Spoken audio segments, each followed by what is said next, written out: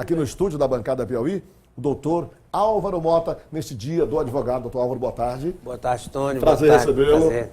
Bom, o Pedro já fez a sua apresentação aqui, né? Mas o senhor dispensa apresentações. Você começar a fazer com ele, seria interessante. Eu quero que você comece. Eu queria fazer o seguinte, tem um vídeo aí, não tem, produção, da Carmen Lúcia? Ontem foi eleita a segunda mulher a presidir o STF. Certo. Carmen Lúcia. Sim. Primeiro foi a Ellen Grace, né? Isso. Então, Feitosa, a eleição dela ontem, quando terminou, o ministro Lewandowski disse, agora a presidenta. Ela pediu a palavra, disse, não, eu estudei. A palavra dela. Foi. Presidente. Coloca aí esse vídeo, porque é interessante. Aí tem aquela polêmica que veio da presidente Dilma, que queria ser chamada, que quer ser chamada de presidenta. Aí o Cláudio Humberto colocou na polêmica dele, ela é ré ou é réa? Aí vem a polêmica. Peraí. Hoje é dia do estudante. Tem estudante ou estudanta? Estudante ou estudanta? Essas coisas que ninguém é. É. Coloca aí a Carmen Lúcia, por favor. Presidente Carmen Lúcia, eleita. eleita. O gancho do doutor Álvaro aí. Então eu concedo a palavra à eminente ministra Carmen Lúcia, nossa presidenta eleita, o presidente. Eu fui estudante e eu sou amante da língua portuguesa, eu acho que o cargo é de presidente, né? Quantas vezes teve uma presidenta inocenta? No caso. Então, Bom, presidente, sobre o vou caso. esclarecer desde logo, né?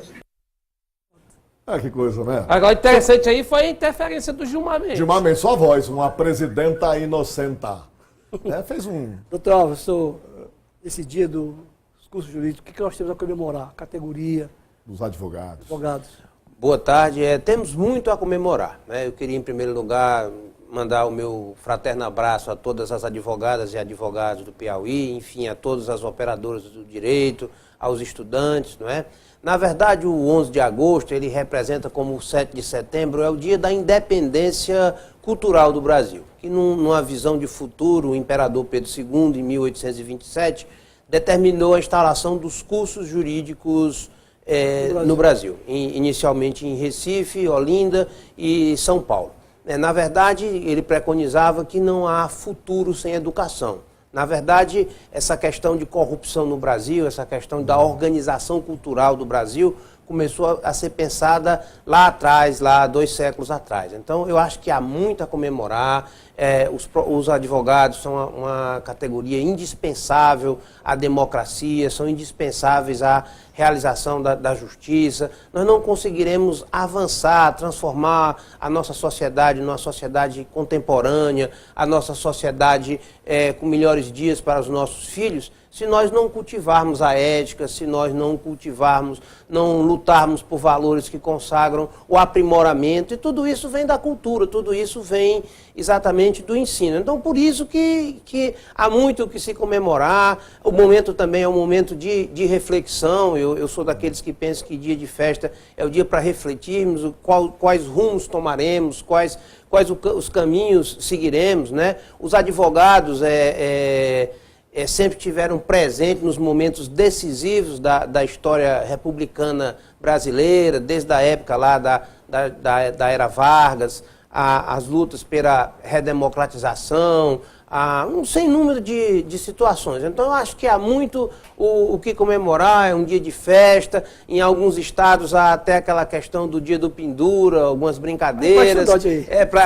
Para estudantes, não é? Em alguns estados é feriado nos tribunais, aqui foi transferido para a próxima segunda-feira. Então, eu acho que há muito o que comemorar. É um momento de crescimento da advocacia, é um momento em que a gente tem que se confraternizar, porque, na verdade, eu acho que, por exemplo, se você passa, eu também sou professor de Direito, professor de Filosofia do Direito, às vezes as pessoas perguntam, professor, qual é a finalidade do direito? É conferir segurança, né? Conferir garantias. E numa sociedade plural, que nós vemos a cada dia a população crescendo, a dimensão das coisas tomando uma outra proporção, nós vemos que é exatamente os advogados, os operadores do direito, são um instrumento balizador de toda essa condução para novos caminhos, né? Esse ano... Pode quer concluir? Não. Tá. É o seguinte, é comemoração e tudo, mas nesse momento não constrange a classe o fato de um advogado notório, conhecido, de família tradicional, ter sido preso, acusado de participar de esquemas de corrupção? Bem, em primeiro lugar, Eu queria aproveitar para só fazer uma análise mais sobre a questão Isso. ética como um todo. Exato. Quer dizer, já que o advogado tem essa missão, de que ele representa esse balizador, vamos dizer, como é que está lidar, baseado em fatos, que entra nisso? com a questão ética, exatamente. Bom, em primeiro lugar, quanto ao fato concreto, eu quero dizer que eu não conheço o processo. Não é? Correto. Em segundo lugar, eu acho que nós vivemos numa democracia e que os fatos devem ser apurados. Devem ser apurados dentro da serenidade, e aí vem a história, com a garantia da defesa, com a garantia de que a coisa seja esclarecida, não é? E veja bem o seguinte, era exatamente quando você me cortou, eu ia falar. Esse ano nós teremos a entrada em vigor de um novo Código de Ética. Não é? Você vê lá, Santo Ivo fala que o advogado deve ter na ética como fosse a íris dos seus olhos. Santo Ivo é o protetor dos advogados. É o protetor dos advogados. E aí você vê, tem vários doutrinadores. Hoje mesmo eu publiquei um artigo no Conjur que eu faço uma citação lá do professor Rubens Aprobato Machado. Exatamente que o advogado, ele é a ética. Não é? Eu acho que a coisa que o advogado hoje, que a gente tem um mundo onde parece que o tempo transcorre com mais rapidez, o advogado tem que ter preocupações com gestões empresariais, tem que ter preocupação com dominar o conhecimento e tem que ter preocupação, sobretudo, em ser honesto.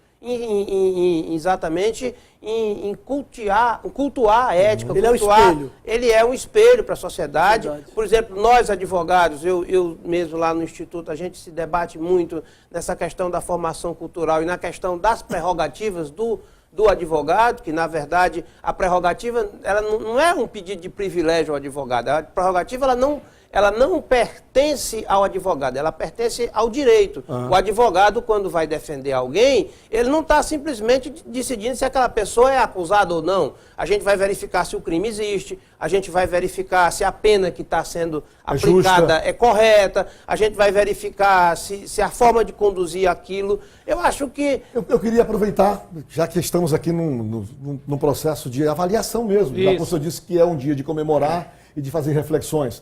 Muito se fala, e entre advogados mesmo, de que o fator relacionamento às vezes prepondera o conhecimento.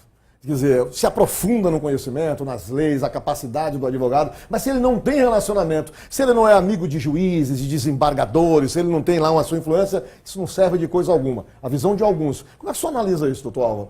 Olha, isso funciona, isso é excelente a colocação do Tony. É um tema realmente... Bom, na verdade, o erro, os deslizes, a corrupção, essas coisas existem. Tá? Faz parte da condição humana, Faz né? parte da condição humana. Mas a gente tem que ter a serenidade e a coragem de enfrentar essa situação. Eu quero dizer aqui de público, eu acho que o advogado deve cultuar a ética, o seu conhecimento. Claro. Tá? Claro que o advogado também, dentro da ética, passa a sua questão do trato, da lianeza, da forma como trata as pessoas, o advogado. A cordialidade. Isso é importante. Claro que o relacionamento pesa, mas não é tudo. Não é tudo, porque, na verdade, nós temos um Estado democrático de direito que também, esse ano, entrou em vigor um novo Código de Processo Civil, que estabelece um novo sistema de julgamento. Na verdade, em algumas vezes, o relacionamento pode até solucionar. Mas há sempre a questão do recurso. Hoje nós vemos, qual é a grande reclamação? Nós temos um Supremo Tribunal Federal no Brasil que decide desde impeachment de presidente a uma disputa de eleitor no interior do Piauí. Quer dizer, essa questão, uma questão hoje no Brasil, um processo, pode chegar ao Supremo Tribunal Federal. E para que o advogado possa conduzir isso até os tribunais superiores, ou conduzir uma decisão de um juiz singular para um tribunal, ele precisa dominar o conhecimento. Então eu acho que o que nós devemos cultuar, o que vale mesmo no fim e ao final das coisas, é exatamente o conhecimento. Eu tenho visto, eu já vivi dos dois lados da moeda, já como advogado, como juiz, e vejo que muitas vezes o que realmente prepondera, o que realmente no mundo moderno tem vigorado é o conhecimento. E há algum... Desculpa, Feitosa, pode fazer, por favor. O senhor presidente da ordem, o senhor já foi presidente. Mas se o senhor fosse hoje o presidente da ordem, o senhor teria convidado para dar uma palestra para os advogados, um advogado que foi presidente da ordem em Brasília e que tentou impedir o Joaquim Barbosa de advogar? Olha, a ordem é um espaço democrático. Eu, quando presidi a ordem, eu fiz aqui 2 conferências internacionais de direitos humanos. Em algumas ocasiões, quando nós trazíamos aqui, foi um momento de implantação do CNJ, nós trouxemos aqui o ministro do CNJ, eu tive o prazer de inaugurar a tribuna do CNJ para pedir que o Poder Judiciário no Piauí funcionasse em 2 turnos, né? Então tudo isso foi motivo de muita repulsa, de muita polêmica, de muito questionamento. Eu acho que o papel da ordem é exatamente debater, o papel da ordem é exatamente estabelecer o diálogo, né? E eu acho que a ordem tem por exemplo, você tem essas questões, pontos polêmicos, como questões de homoafetividade. Nós fizemos também, e era sempre uma polêmica. Eu agora há pouco aqui estava na recepção dessa televisão falando com o meu amigo Carlos Henrique Aragão, sobre a questão de suicídio. E eu disse, Carlos, a gente, quando eu era presidente da ordem, nós fizemos um simpósio entre psicologia e direito, e teve lá um painel sobre suicídio. E eu fui objeto de muitas críticas por isso. Rapaz, o que é que você quer discutir isso? Olha. Então, quer dizer, há essa questão, e a ordem, por ser uma instituição de vanguarda, e a do Piauí especialmente, sempre foi apesar de durante algum tempo ser das menores, ela sempre se postou como muita vanguarda. Por exemplo, foi a primeira a ter uma presidente mulher, foi a primeira do Nordeste a ter uma sede da Escola Superior de Advocacia, exatamente para a gente não ficar só no campo do discurso. E tantas outras questões de abrir essa discussão de direitos humanos, de um sem número de situações que a ordem realmente é esse espaço plural, é esse espaço democrático. Perfeito. Então eu acho que eu não vejo nada de equivocado, ou de até anormal. Porque as pessoas, eu posso até que é o Petrônio Portela, que dizia só não muda quem se demite do direito de pensar. A propósito disso, quero dizer que hoje às 5 horas da tarde vai haver a Olimpíada, por favor, da OAB, que vai acontecer às 18 horas na pista de atletismo da Universidade Federal do Piauí, a realização da CAAP, que é a Caixa de Assistência dos Advogados do Piauí, e a própria OAB. E cumprimentamos aqui o presidente Chico Lucas. E também vai ter, rapaz, no sábado, o Happy Hour dos advogados, hein? Estou aqui com a informação, o Happy Hour dos pais. E aí é uma mescla do Dia dos Pais com o Dia dos Advogados, no próximo sábado, lá vai ser no próprio Clube da OAB, não é isso? No próprio Clube da OAB. Tá certo, então. Doutor Álvaro Mota, muito obrigado, parabéns, e em seu nome a gente quer cumprimentar e parabenizar todos os advogados do Piauí. Eu que agradeço a oportunidade, quero externar mais uma vez o meu parabéns a toda a categoria e agradecer a oportunidade de estar aqui. O senhor vai ser candidato de novo? Nesse prestigioso... A presidente da ordem? Do Instituto da Ordem? Da ordem. Olha o tempo, feito. Eu já dei a minha colaboração, eu estou satisfeito lá no Instituto, estou lutando por isso, teremos uma sessão, nosso amigo Pedro será um dos homenageados, não é? Então eu acho que o meu tempo na ordem passou, eu fui presidente da ordem aos 30 anos de idade, eu acho que a ordem está renovada com o doutor Chico Lucas, a doutora Naira, o doutor Rafael Osano, que estão fazendo um brilhante trabalho aí. Eu voltei a frequentar o Conselho da Ordem, então eu acho que nesse momento de Olimpíada é aquela história que eu digo, é hora de passar o bastão. Eu acho que isso é que fortalece a advocacia, até porque existem muitos jovens, muitos talentos, e queria dizer que a sociedade do Piauí confie nos jovens advogados do Piauí, que nós temos brilhantes novos advogados aí para servir e transformar esse estado. Obrigado, doutor Álvaro Mota. Me dê uma na saúde, por favor.